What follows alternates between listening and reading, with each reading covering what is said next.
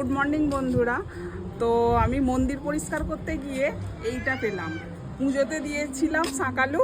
তো এইটা মন্দিরের নিচে কোনো কারণবশত হয়তো ঢুকে গেছিলো, তো সেই হিসাবে পরিষ্কার করতে গিয়ে দেখলাম যে গাছ হয়ে গেছে এটা। তো আমি ভাবলাম তাহলে এটা তো আমার ছাদ বাগানে লাগাতেই হয়।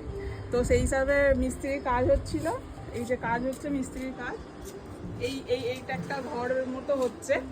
তো এইটা একটা কি হবে আপনাদের পরে আমি জানাবো। তো এইটা নিয়ে এসছি আমার ছাদ বাগানে বসাবার জন্যে। আসো আসো গাছটা বসিয়ে দিই।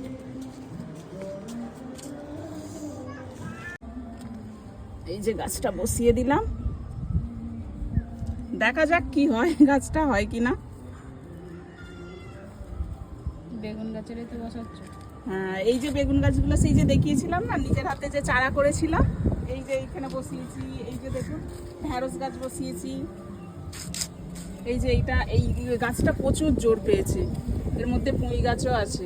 এই গাছটা বিশাল জোর পেয়েছে, গাছটা বেগুন গাছটা। এখানে তো দেখছি ফুলও হয়ে গেছে। হ্যাঁ, ভেন্ডিতে ফুল আসা শুরু করে দিয়েছে। আর এই বেগুন গাছগুলো হচ্ছে শীতকালে লাগিয়েছিলাম, এখন ফল দিচ্ছে।